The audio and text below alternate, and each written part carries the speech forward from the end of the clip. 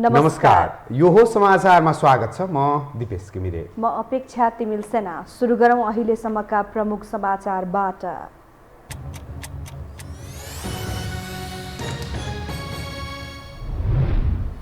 राष्ट्रिय सभा निर्वाचनको मतगणना आउने क्रम जारी। अधिकांश सिटमा गठबन्धनका उम्मेद्वार विजयी। प्रदेश 1 मा एमाले खाता खोल्न सफल। संविधान अनुसार नै सम्पूर्ण निर्वाचन सम्पन्न गरिने सरकारको भनाई। प्रतिपक्षले भ्रम फैलाउने काम गरेको आरोप। दलहरूबीच दूरी बढ्दा तीनै तहको निर्वाचन अन्योलमा। पछिल्लो 24 घण्टामा थप 8,454 जनामा कोरोना संक्रमण पुष्टि। 4,433 जना संक्रमण मुक्त। 5 जनाको मृत्यु। नेपालको जनसङ्ख्या 2,91,92,000। पुरुषभन्दा महिला 6 लाख बढी। जनसङ्ख्या वृद्धि दर 80 वर्ष यताकै। र मौरिसस विरुद्धका 2 मैत्रीपूर्ण खेलका लागि नेपाली राष्ट्रिय फुटबल टिमको घोषणा। दशरथ रङ्गशालामा हुने खेलमा दर्शकलाई पनि प्रवेश दिइने।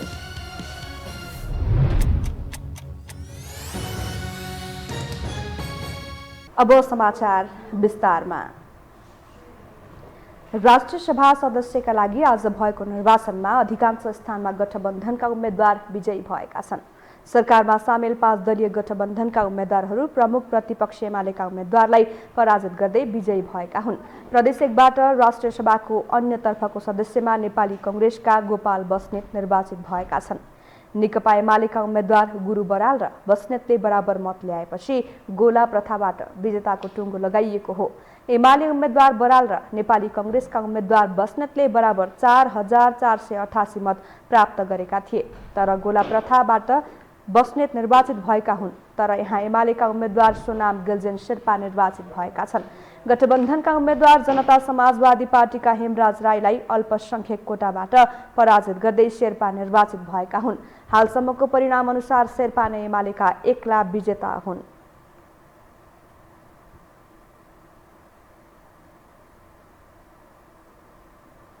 सञ्चार तथा सूचना प्रविधि मन्त्री ज्ञानेन्द्र बहादुर कार्कीले सरकारले संवैधानिक व्यवस्था अनुसार नै सबै तहको निर्वाचन सम्पन्न गर्ने बताउनु भएको छ।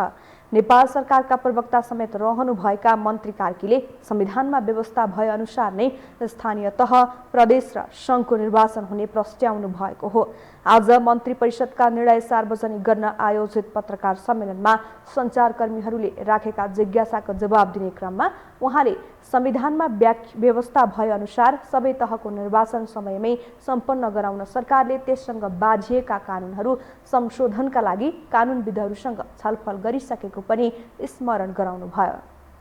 मन्त्रीजीकै अध्यक्षतामा बसेको 5 दलीय उच्च राजनैतिक संयन्त्रमा कानुनविदहरूको पनि परामर्श भएको छ। उहाँहरूले पनि संविधान र कानुनसँग बाजिएका हदसम्मका जुन व्यवस्था छ त्यसमा संविधान नै मान्यता प्राप्त हुने स्थापित मान्यता भएको हुनाले संविधान बमोजिम कानुनलाई हामीले मिलाएर अगाडि बढाउने उहाँहरूको सल्लाह छ। यस बारेमा छलफल चलिराखेको छ। हामी संविधानले व्यवस्था गरे अनुसार नै स्थानीय सरकारको, प्रदेश सरकारको र प्रतिनिधि सभाको हामी निर्वाचन सम्पन्न गर्नेछौँ। मन्त्री कार्कीले संसद अवरुद्ध नपार्न पनि प्रमुख प्रतिपक्षी दल नेकपा एमालेलाई आग्रह समेत गर्नुभयो।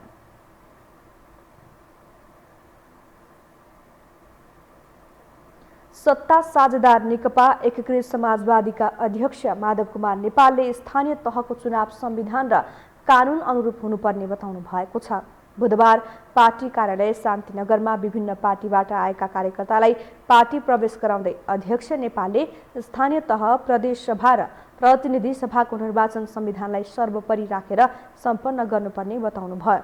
उहाँले सत्तारूढ दलहरूबीच एकैपटक 3वटा तहको निर्वाचन गराउन सके खर्च कम लाग्ने भएकोले विज्ञहरूसँग विस्तृत छलफल गरिरहेको बताउनुभयो। हामीलाई आशा छ ती सबै उठाइएका ठाउँहरूमा हामी 18-19 स्थानमा हामी विजयी हुनेछौँ। र त्यो परिणामले पनि एउटा तरङ्ग पैदा गर्नेछ। तपाईहरु सुनिरहनु भएको छ कि स्थानीय तहको चुनाव कहिले गर्ने,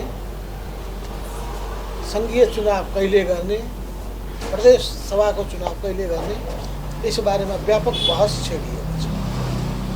र यो बहसको सन्दर्भमा हाम्रो धारणा संविधानलाई सर्वोपरि राखेर कानुन अनुरूप नै चुनाव सम्पन्न हुनुपर्छ। अध्यक्ष नेपाली राष्ट्रिय सभाको निर्वाचनमा गठबन्धनको जितले अन्य तहको चुनावमा पनि तरङ्ग पैदा गर्ने बताउनुभयो।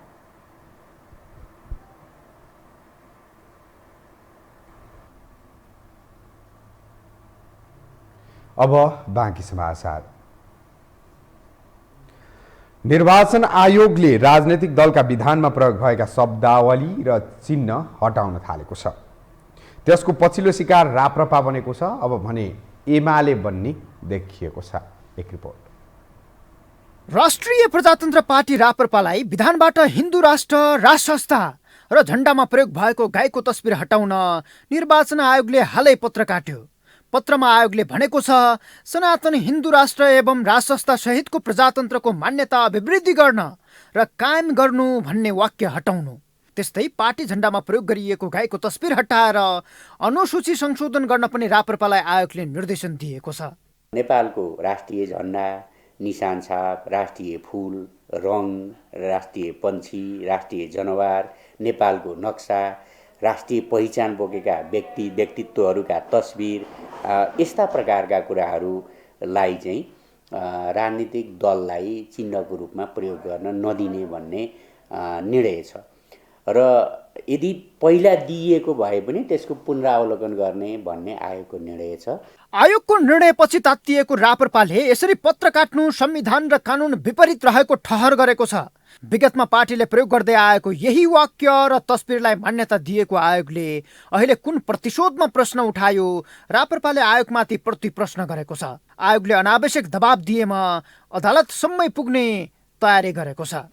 प्रतिबन्ध लगाउन पाउने र यस्तो प्रश्न उठाउन पाउने निर्वाचन आयोगलाई अधिकारी छैन, कहीँ पनि छैन र संविधानमा कहीँ पनि नभएको व्यवस्था प्रश्न उठाएर पठाएको छ। हामी निर्वाचन आयोगसँग कुरा पनि गर्छौँ किन पूर्वाग्रही भइराखेको छ, यसको बारेमा हामी जवाफ खोज्छौँ। मूलतः राप्रपाले गरेको वाक्यांश संविधानको प्रस्तावना एवं भावनाको प्रतिकूल देखिएको र गाई चिन्ह राष्ट्रिय चिन्हसँग जुधेको भन्दै हटाउन आयोगले पत्र काटेको हो, जसका प्रति आक्रोशित राप्रपाले अन्य दलको प्रयोगमाथि समेत आयोगलाई ध्यानाकर्षण गराएको छ। के निर्वाचन आयोग पूर्वाग्रही नै बनेको हो त भन्ने प्रश्न पनि एकातिर छ। यो पनि बडा यो छापाहरूमा धेरै पढ्न पाइयो। मैले पनि बडा चासोपूर्वक यसलाई सुनेर निर्वाचन आयोगले निर्देशन गरिरहेछ। मलाई के लाग्यो भने निर्वाचन आयोगले एक त राष्ट्रिय प्रजातन्त्र पार्टीको प्रचार गरिरहेको छ, बढोत्तरी गरिरहेछ कि भन्ने मलाई भान भयो। निर्वाचन आयोगले हेर्नु के पर्छ, निर्वाचन कुन संविधान कानुनका आधारमा टेकेर यो वर्जित छ वा निषेधित छ भनेर उसले जस्टिफाई गर्नु पर्यो। मैले हेरिनँ यो कहीँ पनि देख्दिनँ, यो कतै देख्दिनँ। निर्वाचन आयोगले यहाँनिर गल्ती गर्यो भन्ने मलाई लाग्छ। बायस भयो होला, के भयो होला थाहा छैन। राप्रपाले गाईको प्रयोग गर्न नपाउने भए नेकपा एमाले राष्ट्रिय झण्डामा प्रयोग भएको सूर्य चिन्ह पनि नपाउनु पर्ने कतिपय नेताहरूको भनाइ छ। अहिले आयोगका कारण एमाले र राप्रपा जुझ्ने अवस्थामा छन्। के अब एमाले पनि सूर्य चिन्ह हटाउन तयार हुन्छ त वा आयोगको ध्यान जान्छ कि जाँदैन? प्रश्न उब्जिएको छ। सूर्य चिन्ह नेपालको कुनै राष्ट्रिय चिन्ह होइन है, त्यो झण्डा हो, एउटा सिङ्गो झण्डा हो, झण्डामा प्रयोग भएको। अब झण्डामा प्रयोग भएको निलो रङको कुरा आउला, भोलि झण्डामा प्रयोग भएको रातो रङको कुरा आउला होइन र। त्यस कारण यी सब कुरा, आफ्नो चन्द्रमाको कुरा आउला। त्यस कारणले गर्दाखेरि यी कुराहरू चाहिँ गर्ने विषय होइन। त्यो उहाँहरूलाई उठाएको कुरा उहाँहरूले आफूले जाने त्यहाँ पर्गेल्ने पो कुरा हो त। अर्कालाई पनि ले डुबे गरेर अर्कालाई पनि समातेर तानेर गर्ने विषय चाहिँ उहाँहरूले गर्नु मिल्दैन राजनीतिमा। यसअघि नै आयोगले नेकपा माओवादी केन्द्रलाई समेत पत्र काटेको थियो।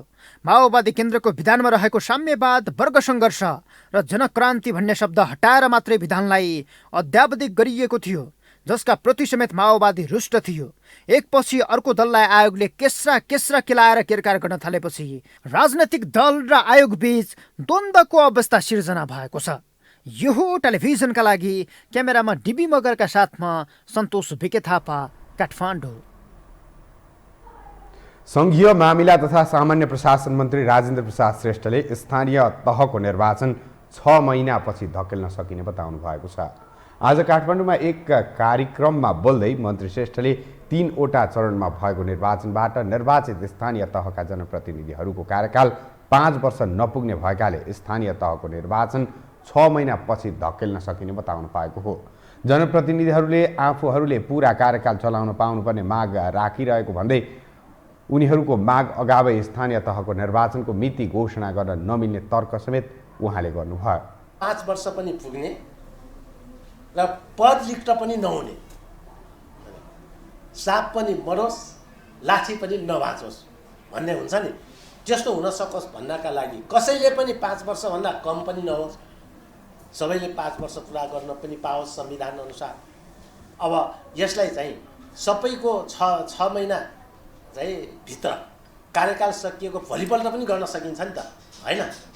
त्यसैले कार्यकाल सकिएको 6 महिनाभित्र भनेपछि 6 महिना हुनुपर्छ भन्ने पनि भएन। त्यस हिसाबले सबैको कार्यकाल सकिने तर 6 महिना पनि भित्र पनि पर्ने डेट निर्धारण गर्न गयौँ भने यो सबैलाई चाहिँ मिल्ने हुन्छ भन्ने मलाई लाग्छ। मन्त्री श्रेष्ठले निर्वाचनको मिति तोक्ने विषयमा गठबन्धनमा छलफल भइरहेको बताउनु भयो।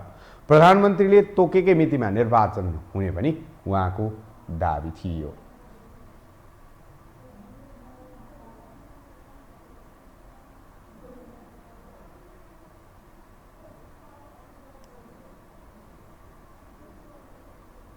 जति जति स्थानीय तहका जनप्रतिनिधिहरूको कार्यकाल घर्किँदैछ त्यति नै निर्वाचनबारेको अन्योलता पनि बढिरहेको छ।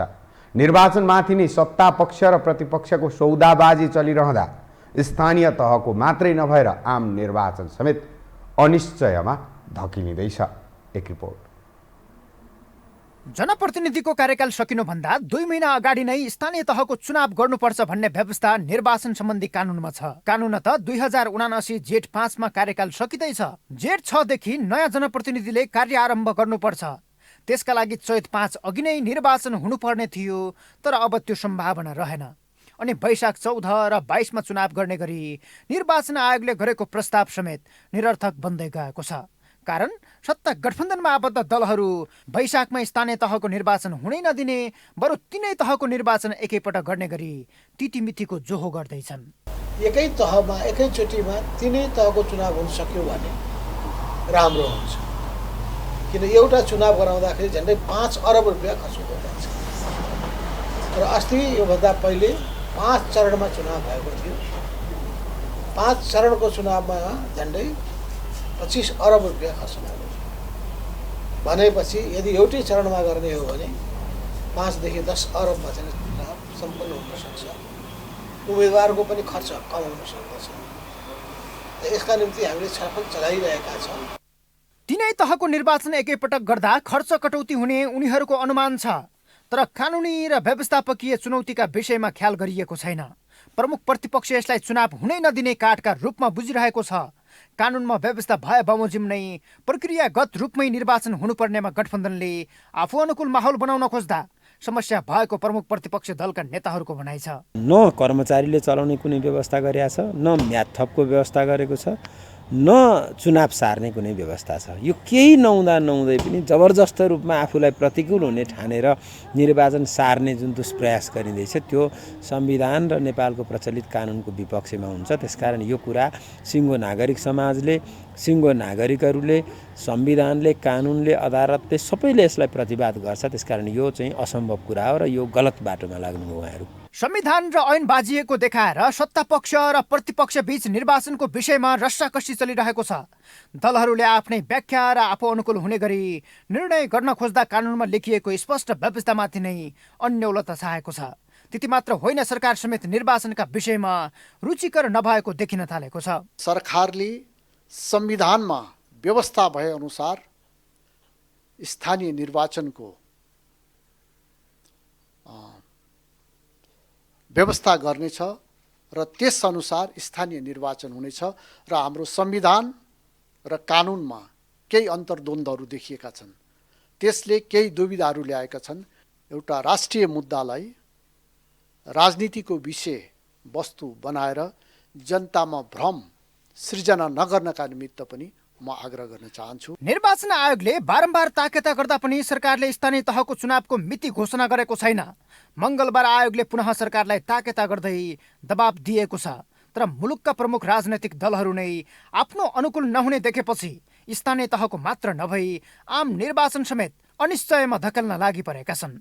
यो हो टेलिभिजनका लागि क्यामेरामा सुरेश श्रेष्ठका साथमा सन्तोष विज्ञ थापा, काठमाडौँ।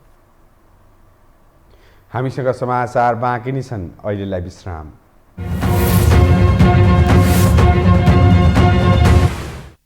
विश्रामपछि स्वागत छ। अब बाँकी समाचार।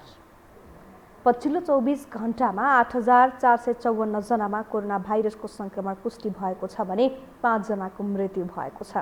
स्वास्थ्य तथा जनसङ्ख्या मन्त्रालयका अनुसार 13,549 जनाको PCR परीक्षण गर्दा 5,571 र 6,810 जनाको एन्टिजेन परीक्षण गर्दा 2,883 जना गरी 8,454 जनामा कोरोना भाइरसको संक्रमण पुष्टि भएको हो। पछिल्लो 24 घण्टामा 5 जनाको ज्यान गएको छ भने 4,433 जना कोरोना मुक्त भएका छन्। हाल देशभर 90,067 सक्रिय संक्रमित छन्।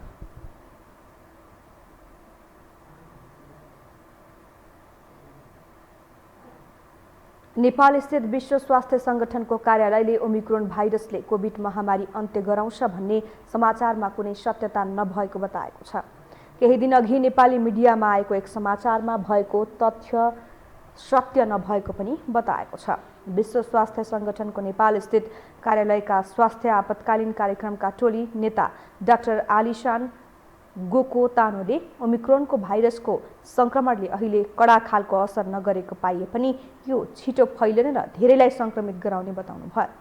खोप नलगाएका, खोप लगाएका पनि दीर्घ रोग भएका व्यक्तिमा यसले नराम्रो असर गरिरहेको बताउनु भयो।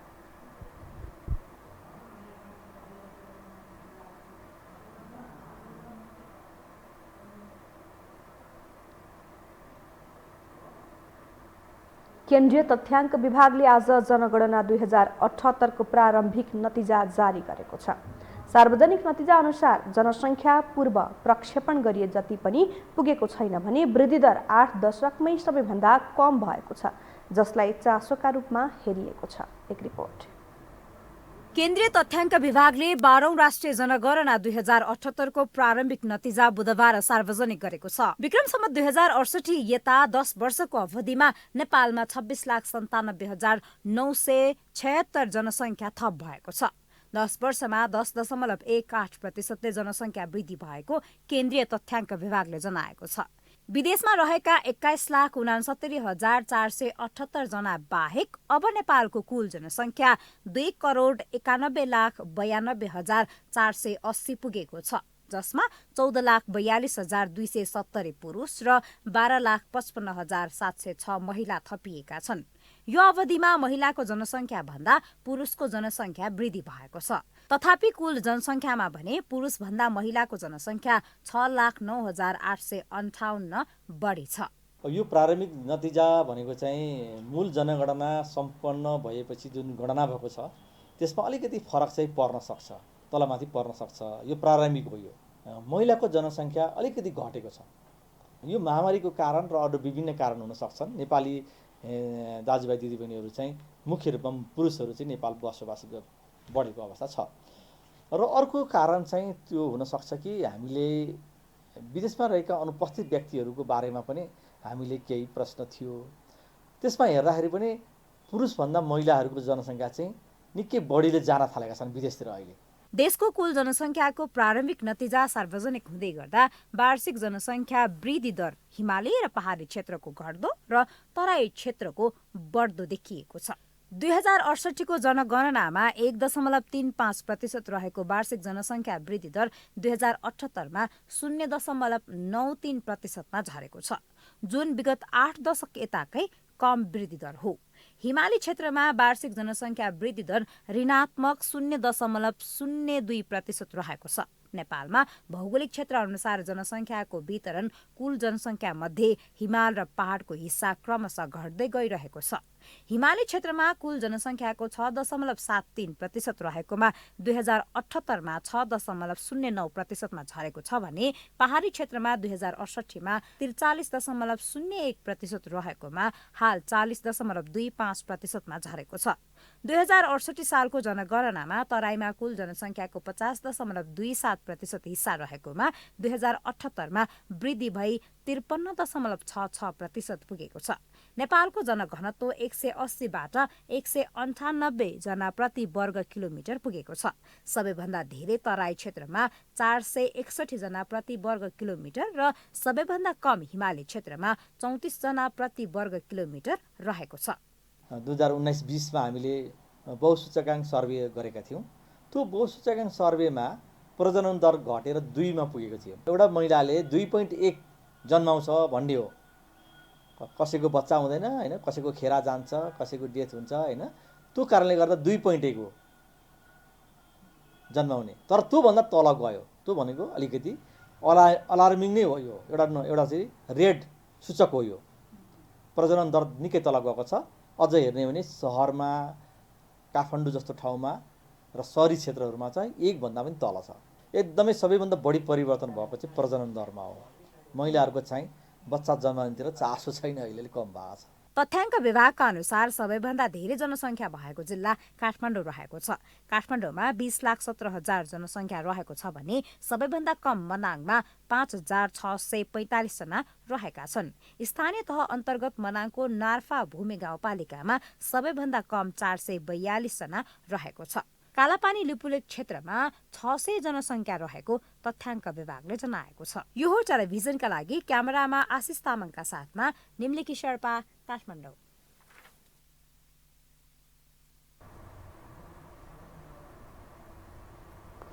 अब बाँकी समाचार। 12औं जनगणना 2078 को प्रारम्भिक नतिजा अनुसार 10 वर्षमा नेपालमा 10.18% जनसङ्ख्या वृद्धि भएको छ। यो वृद्धि दर 8 दशक यताकै कम हो। तथ्याङ्क अनुसार हिमाली र पहाडी क्षेत्रमा जनसङ्ख्या वृद्धि दर घटिरहेको देखाइएको छ र जनसङ्ख्याको बढ्दो असमान वितरण चिन्ताजनक विषय बनेको देखिन्छ। एक रिपोर्ट। राष्ट्रिय जनगणना 2078 को प्रारम्भिक नतिजा अनुसार पछिल्लो 10 वर्षमा नेपालको जनसङ्ख्या 27 लाखले मात्र वृद्धि भएको छ, जुन 10 वर्ष अघिको नेपालको जनसङ्ख्याभन्दा 10.18%ले बढी हो। यो अवधिमा जनसङ्ख्या वृद्धि दर भने वार्षिक 0.93% मात्र छ। यो वृद्धि दर पछिल्लो 8 दशककै न्यून वृद्धि दर हो। यसअघि 2068 को जनगणनामा वृद्धि दर 1.35% रहेको थियो। विगत 6 दशकको तथ्याङ्क हेर्दा 2038 सालको जनगणनामा भने जनसङ्ख्या वृद्धि दर सर्वाधिक 2.62% रहेको थियो। त्यस पश्चात 2048 मा घटेर 2.08% मा पुगेको वृद्धि दर 2058 मा बढेर 2.2% पुगेको थियो। यसरी 6 दशकको जनसङ्ख्या वृद्धि दर हेर्दा 68 सालको जनगणनामा मात्र 1 को अङ्कमा झरेको देखिन्छ, जुन अहिले अझै घटेको छ, जसलाई जनसङ्ख्याविदहरू भने स्वाभाविक प्रक्रिया मान्छन्। वृद्धि दर घट्नुको मतलब जनसङ्ख्या घट्नुको रूपमा बुझ्न नहुने बताउँदै उनीहरू अहिले ठूलो मात्रामा बेरोजगारी, अशिक्षा, गरिबी जस्ता समस्या रहेकोले यसले तत्काल कुनै नकारात्मक असर नपर्ने तर्क गर्छन्। वृद्धिको दर मात्रै सानो भएको त्यो भएको होइन, तर अझै पनि पपुलेसन वृद्धि चाहिँ भइ नै रहेको छ र कम रूपमा कम मात्रामा भयो, तर पपुलेसनको वृद्धि चाहिँ भइरहेछ एउटा कुरा। दोस्रो कुरा चाहिँ के हो भनेदेखि यो चाहिँ त्यो घट्ने क्रम त्यो क्रमैसँगले आएको स्वाभाविक प्रक्रिया हो।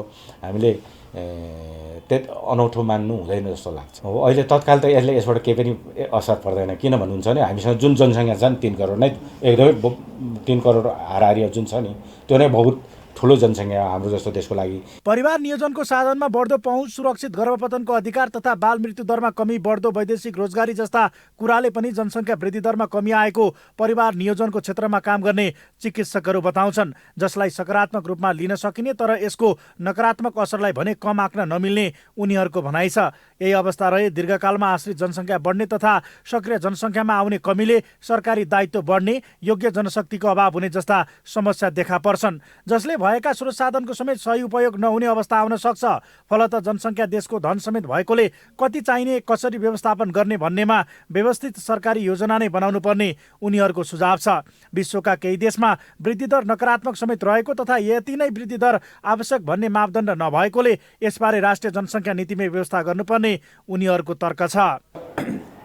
अब कुनै पनि देशको चाहिँ ठ्याक्क यति हुनुहुन्छ ग्रोथ रेट भन्ने चाहिँ हुँदैन। विश्वकोभरमा 2टा चाहिने हो कि आज 2टा भन्यो भोलि 3टा भन्यो त्यस्तो हिसाबमा जानु भएन। राष्ट्रले चाहिँ आफ्नो दीर्घकालीनमा आफ्नो देशमा चाहिँ एउटा परिवारबाट उसले कतिवटा बच्चा एक्सपेक्ट गरेको, त्यसले गर्दाखेरि चाहिँ राष्ट्रलाई पनि घाटा नहोस्, कम पपुलेसन भएर पनि घाटा नहोस्, वा धेरै पपुलेसन भएर स्रोत साधनको पनि उचित प्रयोग गर्न नसकियोस्। यो कुरामा चाहिँ राष्ट्रले अथवा हाम्रो जुन निकायहरू छ तिनीहरूले बृहत अध्ययन अनुसन्धान गरेर नै यसलाई चाहिँ थप रिजल्ट निकाल्नुपर्ने हुन्छ। र अब मेरो विचारमा त अझै पनि हामी एकदम धेरै कममा गइसकेको अवस्था चाहिँ होइन। घट्दो जनसङ्ख्या वृद्धि दर नेपालका लागि तत्काल समस्या हुनेमा जानकारहरू सहमत छैनन्। तर यही अवस्था रहे दीर्घकालमा जनशक्तिको अभाव नहोला भन्न सकिन्न। त्यसका लागि विकास निर्माणका कार्यदेखि रोजगारी सिर्जनाका कार्यहरूमा व्यापक रूपमा काम हुन आवश्यक छ। फलत धेरै जनसङ्ख्या भएर स्रोत साधन नै अभाव हुने तथा कम जनसङ्ख्या भएर पर्न सक्ने नकारात्मक असरका बारे भने सोच्ने बेला आइसकेकोमा दुई मत छैन। यो हो टेलिभिजनका लागि क्यामेरामा आशिष तामाङका साथमा कुलचन्द्र विष्ट, काठमाडौँ। श्रम, रोजगार तथा सामाजिक सुरक्षा मन्त्री कृष्ण कुमार श्रेष्ठले रोजगारीको प्रलोभन देखाएर अलपत्र पार्ने म्यान पावर कम्पनीलाई कानुन बमोजिम कारबाही गर्ने प्रतिबद्धता जनाउनु भएको छ। मन्त्री श्रेष्ठले रोजगारीको प्रलोभन देखाएर अलपत्र पार्ने म्यान पावर कम्पनी र दलालहरूलाई कानुन बमोजिम कारबाही गर्ने प्रतिबद्धता जनाउनु भएको हो। उहाँले पछिल्लो समय रोजगारीको प्रलोभन देखाएर दलालहरूले विभिन्न देशमा पुर्याई नेपाली युवालाई अलपत्र पार्ने क्रम बढेको भन्दै त्यसतर्फ सचेत रहन पनि आग्रह गर्नुभयो। मन्त्री श्रेष्ठले ठगीमा परेका नागरिकहरूले आफ्ना गुनासोहरू सिधै मन्त्रालयको सचिवालयमा फोन गरेर टिपाउन पनि आग्रह गर्नुभयो। विभिन्न समस्या तथा अप्ठ्यारोमा पर्नुभएको छ भने त्यस्तो कार्यमा संलग्न कम्पनी वा व्यक्तिलाई कारबाहीको दायरामा ल्याउन उनीहरूबारे जानकारी गराई सहयोग गरिदिनु हुन पनि हार्दिक अनुरोध गर्न चाहन्छु। त्यसका लागि मेरो सचिवालयको मोबाइल नम्बर 98 23 25 67 04 र 98 23 25 67 06 मा सिधै सम्पर्क गरी आफूलाई परेका समस्या र गुनासोहरू टिपाउन सक्नुहुनेछ। मन्त्री श्रेष्ठले वैदेशिक रोजगारीमा जानेहरूले प्रचलित कानुन बमोजिम स्वीकृति लिएर मात्रै जान पनि आग्रह गर्नुभयो।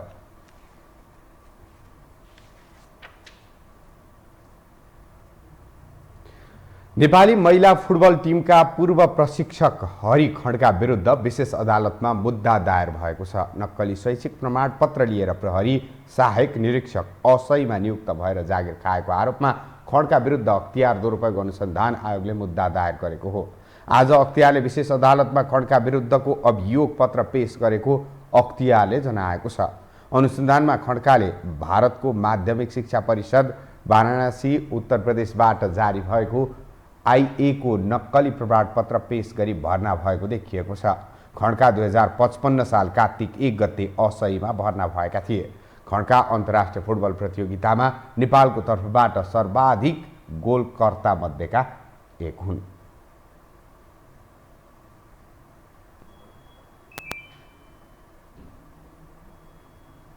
नेपालमा भ्रष्टाचारको अवस्था थप व्यापक बन्दै गएको एक अध्ययनले देखाएको छ। ट्रान्सपरेन्सी इन्टरनेसनलले सार्वजनिक गरेको भ्रष्टाचार अवधारणा सूचक 2021 अनुसार नेपालमा नीतिगत रूपमै भ्रष्टाचार मौलाएको उल्लेख गरिएको छ।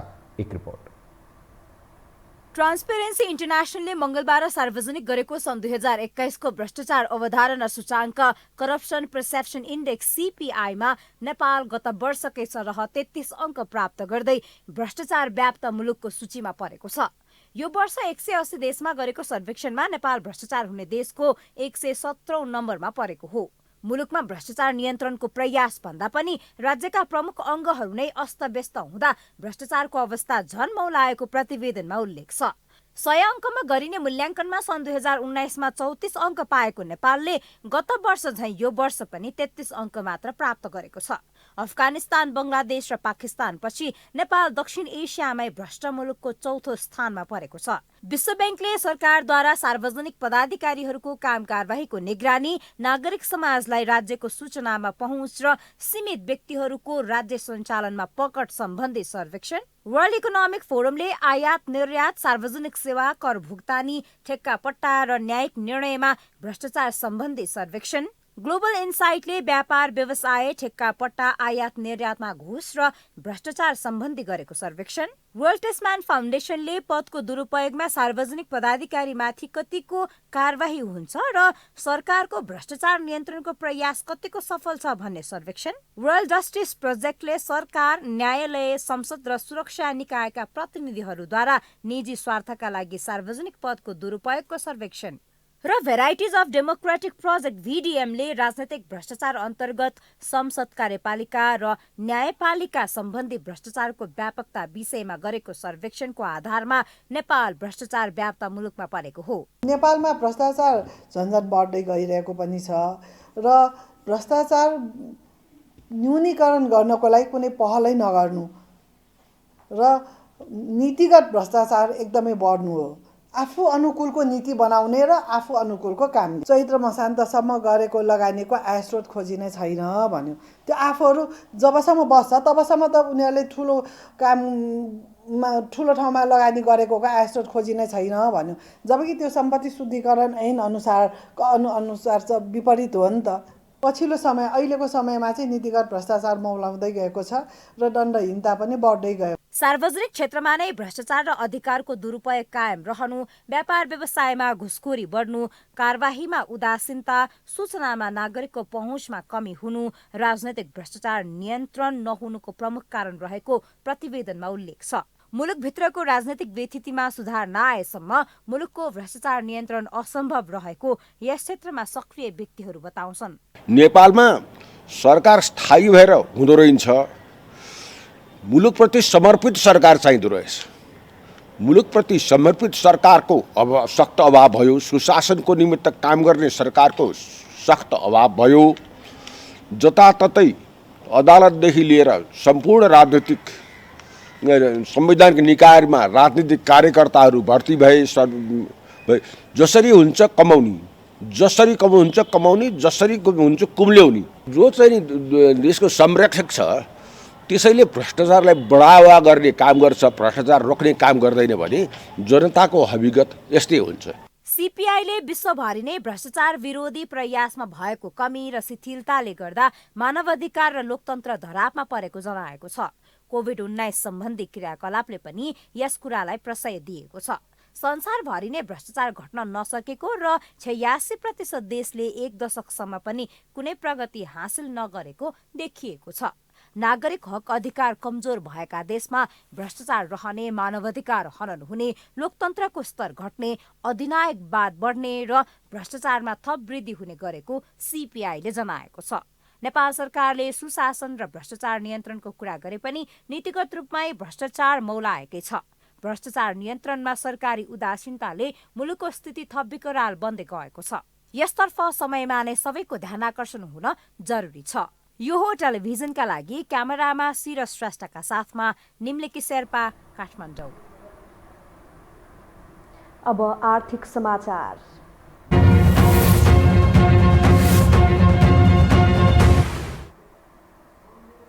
सरकारले आजदेखि देशभरका भन्सार कार्यालयहरूमा एकद्वार प्रणाली अनलाइन पूर्ण रूपमा लागू गरेको छ। भन्सारमा एकद्वार प्रणाली लागू भएसँगै भन्सारमा व्यवसायीहरूले भोग्दै आएका झन्झटबाट मुक्त हुने विश्वास गरिएको छ। एक रिपोर्ट। भन्सारमा नयाँ प्रविधिको प्रयोग गर्दै आगामी दिनमा भन्सारलाई सरकारले स्वचालित प्रणालीमा विकास गर्ने भएको छ। अर्थमन्त्री जनार्दन शर्माले 70औं भन्सार दिवसको अवसरमा सबै भन्सार कार्यालयहरूमा डिजिटल भुक्तानी कारोबारको उद्घाटन गर्दै भन्सारमा नयाँ प्रविधि जोड्दै आगामी दिन भन्सारलाई स्वचालित प्रणालीमा विकास गर्ने बताए। अर्थमन्त्री शर्माले भन्सारलाई पारदर्शिता सहित व्यापारलाई सहजीकरण गर्ने किसिमको बनाउने काममा सरकार लागि परेको समेत बताए। मन्त्री शर्माले डिजिटल भुक्तानीसँगै वस्तु आयात गर्ने कन्टेनरमा स्क्यानर लागू गर्ने तयारीमा सरकार रहेको बताए। कार्यान्वयन कुन स्तरमा छ, सेवा प्रवाह कस्तो छ भन्ने कुरा चाहिँ म जान्दछु। त्यो कुरा मलाई थाहा छ। मैले आशा गर्छु कि हाम्रो प्रतिबद्धता पारदर्शिता सहितको एउटा सहजीकरणमा हामी अब्बल साबित हौँ। त्यसको लागि हामीले प्रविधिहरूको पनि उच्चतम प्रयोग गरौँ। अर्थमन्त्री शर्माले भन्सारमा राजस्व चुहावट र तस्करी नियन्त्रण गर्नु सरकारको लागि मुख्य चुनौती रहेको बताए। अहिले भइरहेको भन्सार सम्बन्धी ऐन संशोधन, नयाँ नीतिको निर्माण, संरचनागत र प्रक्रियागत सुधार गर्नुपर्ने आवश्यक रहेको मन्त्री शर्माको धारणा छ। पछिल्लो समय विपक्षले जनतालाई भ्रम फैलाउने गरी अर्थतन्त्र चौपट भयो भन्दै गलत प्रचार गरिएको गुनासो गरे। मन्त्री शर्माले सरकार, व्यवसाय र बैंक बीचको अन्तर्सम्बन्धलाई सन्तुलित सहकार्य र सहमतिमा जाने खालको वातावरण बनाउन लागि परेको दाबी समेत गरे। कारोबार मूल्यको बहस जायज छ र त्यो बहसले उठाएका प्रश्नहरूको उत्तर हामी अर्थ मन्त्रालयले दिनुपर्छ, भन्सार विभागले दिनुपर्छ, नेपाल सरकारले दिनुपर्छ। हामी नीतिगत, व्यवहारिक र प्रशासनिक ढङ्गले हामी यसको जवाब दिन चाहन्छौँ। हामी त्यसमा तयार छौँ। अब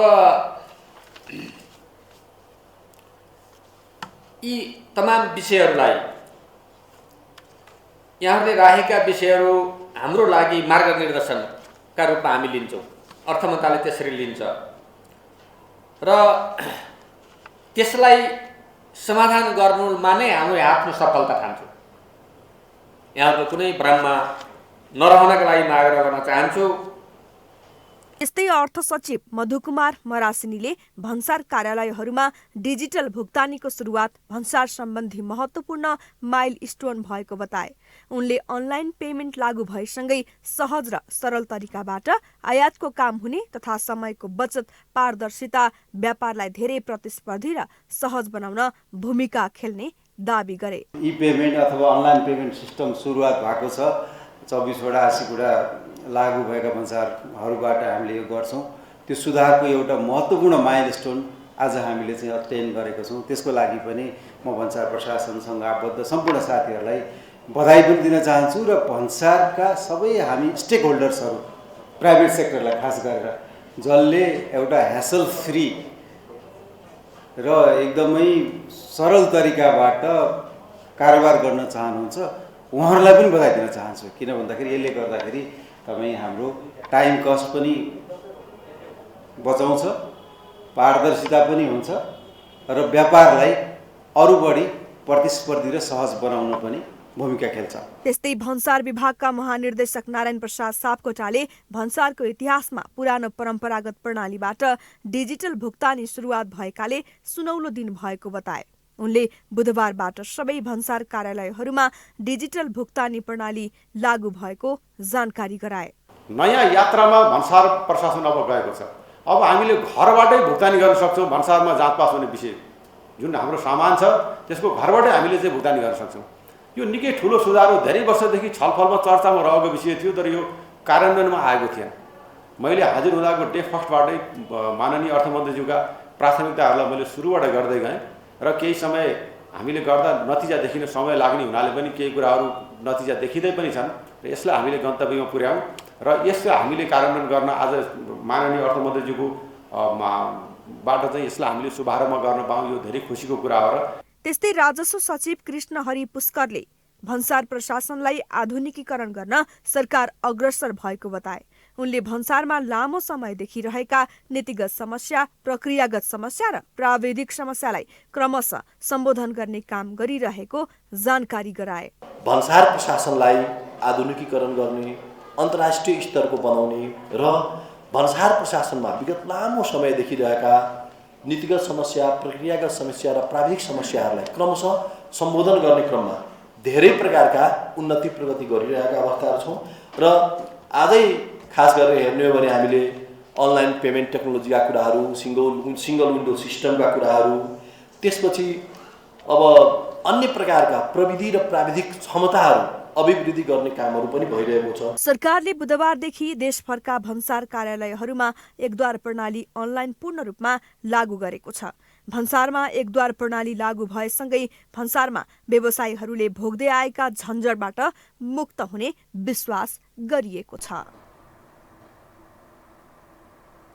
साताको पहिलो दिन आइतबारदेखि निरन्तर रूपमा गिरावट आएको नेप्से परिसूचक आज पनि ओह्रालो लागेको छ। मंगलबार सामान्य अङ्कले गिरावट भएको नेप्से आज पनि 38.42 अङ्कले घटेर 2776.61 बिन्दुमा झरेको हो। आज कारोबारमा आएका 233 कम्पनीको 93,58,781 सेयर 4 अर्ब 31 करोड 31,54,042 रुपियाँमा खरिद बिक्री भएको छ। आज नेप्से सूचकसँगै कारोबार रकम पनि घटेको छ।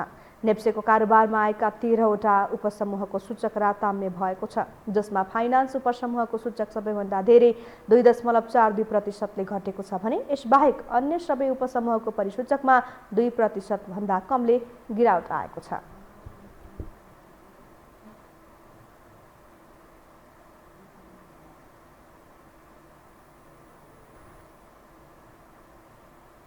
हामीसँग अन्तर्राष्ट्रिय र खेल समाचार बाँकी नै छन्। अहिलेलाई विश्राम।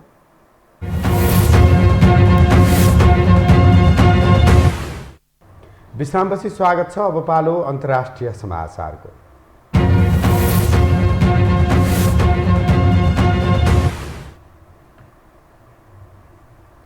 अमेरिकी राष्ट्रपति जो बाइडेनले रसियाले युक्रेनमा आक्रमण गरे आफूले रुसी राष्ट्रपति भ्लादिमिर पुटिनमाथि नै व्यक्तिगत नाकाबन्दी गर्ने चेतावनी दिएका छन्।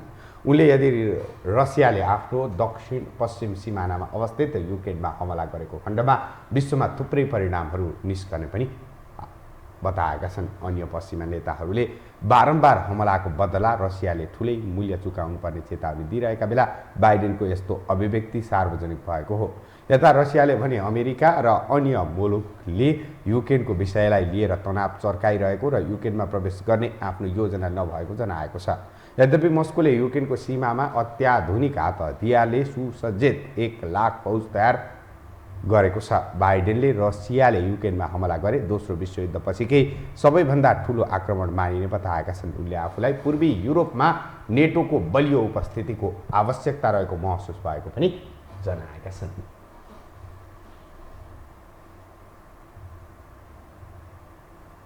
अब खेलकुद समाचार।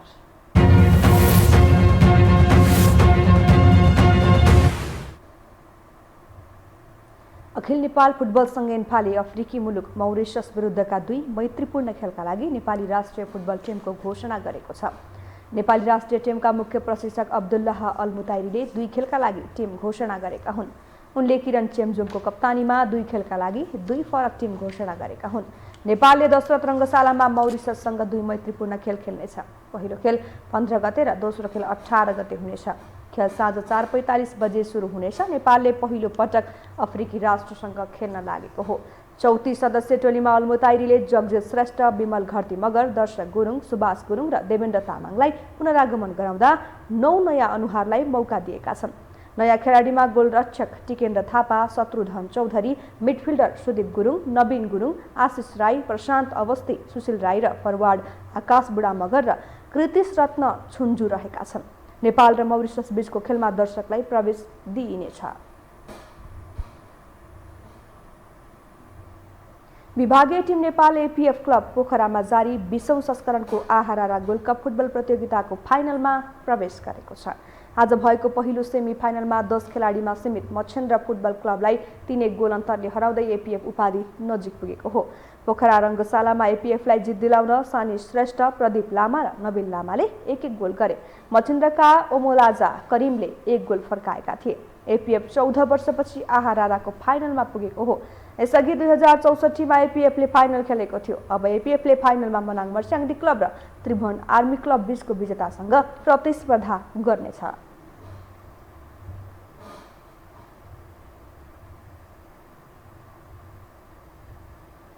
खेल समाचारसँगै हामी यो समाचारको अन्त्यमा आइपुगेका छौँ। बिदा हुनु अघि प्रमुख समाचार पुनः एकपटक।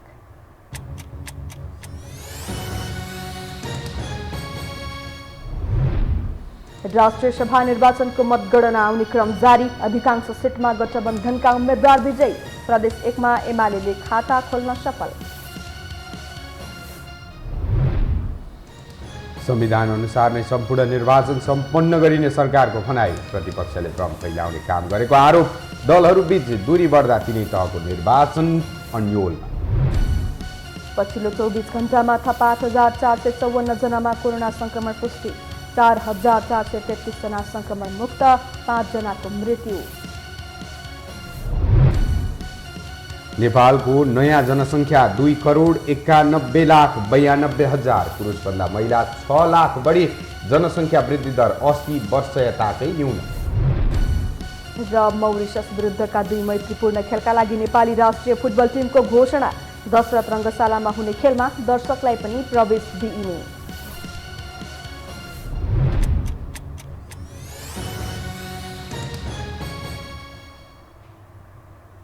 हवस् त, यो समाचार सकियो। समाचार बुलेटिनका साथै यो टेलिभिजनका सम्पूर्ण कार्यक्रम यो टेलिभिजन.com, यो खबर.com, युट्युब र फेसबुकमा पनि पढ्न र हेर्न सक्नुहुनेछ। मोबाइलमा यो टिभी एप डाउनलोड गरी हामीलाई प्रत्यक्ष हेर्न सक्नुहुनेछ।